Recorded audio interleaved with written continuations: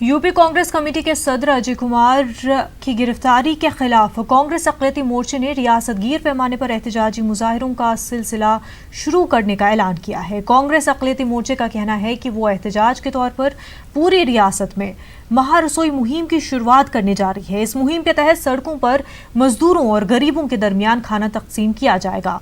इलाहाबाद में मीडिया से बात करते हुए कांग्रेस के मकामी सदर नफीस अनवर ने कहा कि यूपी कांग्रेस सदर अजय कुमार को पुलिस ने उस वक्त गिरफ्तार किया था जब वो पैदल सफर कर रहे हजारों मजदूरों को खाना खिलाने और उनको घर तक पहुंचाने का काम कर रहे थे।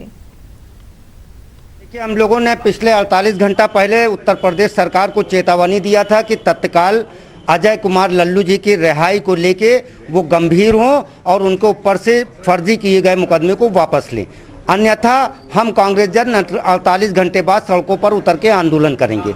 लेकिन उत्तर प्रदेश की तानाशाह सरकार ने हमारी मांगों को पूरा नहीं किया है। हम लोगों ने कल से ये निर्णय लिया है